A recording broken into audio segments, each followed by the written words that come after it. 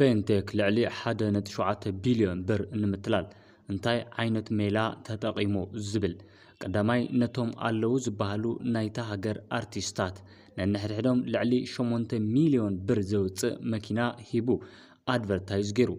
بمقصال خا نايتا هاجر اب لعلواي صفحي سلطان زركبو سبا سلطان كمني دينا مفتي ادانش اببين ابتي ناي حسوت مرقات عديمو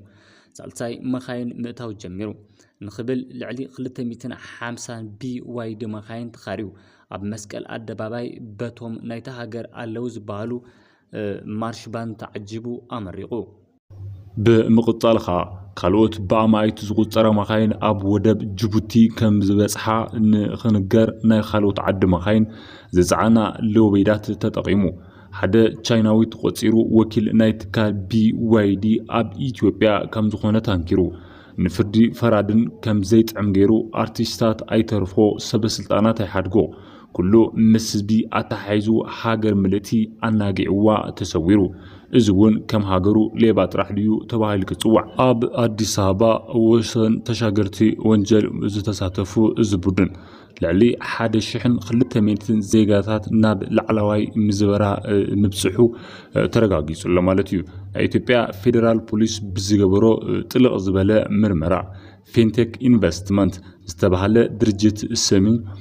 ዝተጻሕፈ ሃገር ዘነጋገረ ልዕሊ 1.7 ቢልዮን ብር بمجبروار وانجل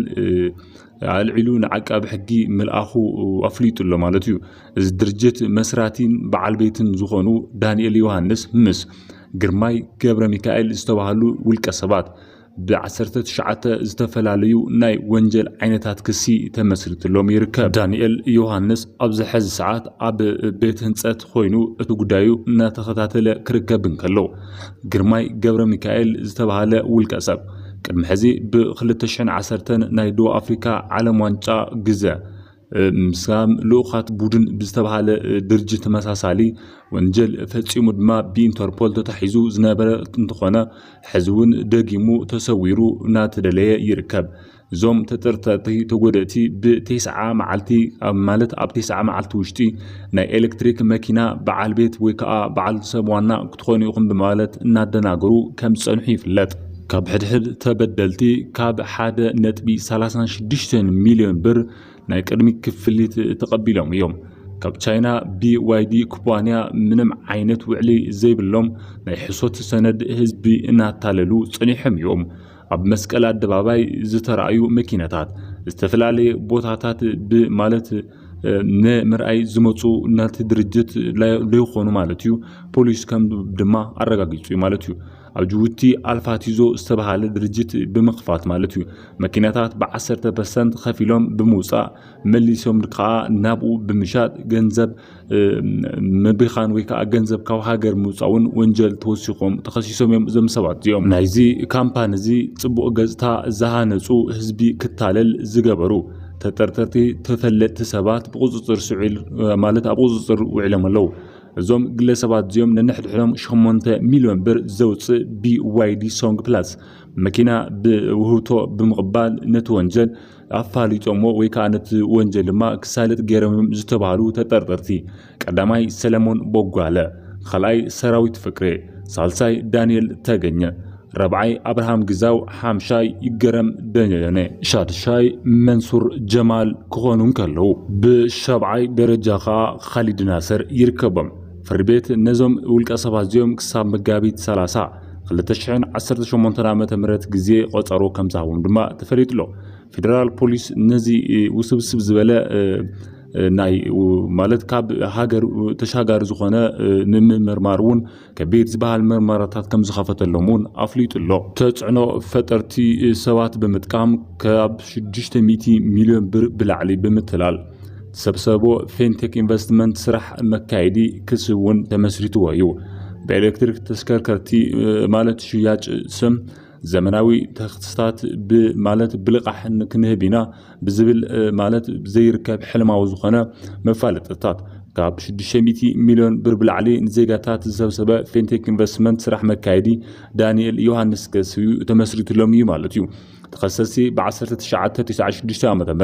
ዘውጾ ናይ ሕጊ እና ናይ ኮምፒውተር ወንጀል ኣዋጅ ማለት እዩ ብምትሕልላፍ ኮምፒውተርና ማሕበራዊ ሚድያ ብምጥቃም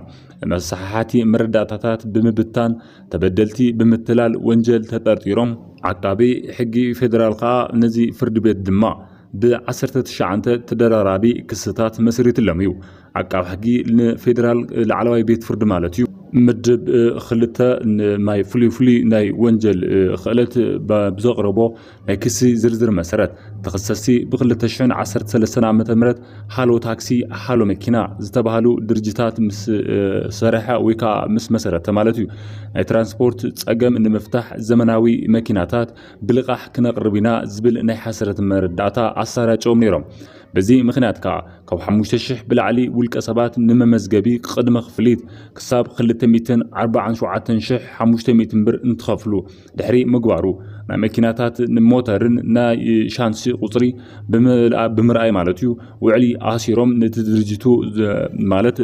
ዶንግዩ ዝጸንሖም ወይ ከዓ ዝደንግዮም መግለጽታት እናሃቡ ድማ እዞም ኣርቲስታት ክሕግዙ ጸኒሖም እዮም ብፍላይ ካብዚኦም ፍልይ ዘብሎም ቅድሚ 10 ዓመታት ኣቢሉ ናይ ኢትዮጵያ ፕሬዚዳንት ንምዃን ቅድ ማለት ፕላን ኣለኒ ትልመለኒ ዝበለ መንሱር ጀማል እዚ ሕልም እዚ ናይ ፈተና ሰዓት ኮይኑ ይርከብ አዲስ አበባ ኣብ ቀረባ መዓልቲ 43 ዓመት ልደቱ ንምኽባር ኣብ ምድላው ኣብ ዝነበረ ብዙሓት እውን ዝፍለጥ በዓል ሃብቲ መንሱር ጀማል ብ5 ዓመታት ቅድሚ ዝተናገሮ ንግግር ማለት እዩ እዚ ናይ ማሕበራዊ ሚድያ ብስፍሓት መነጋገሪ ኮይኑ ይርከብ መንሱር ብትዕለትሱ ብዘውጾ መግለጽ ማለት እዩ ኣብ 10 ዓመት ውሽጢ ናይ ኢትዮጵያ ፕሬዝዳንት ንምዃን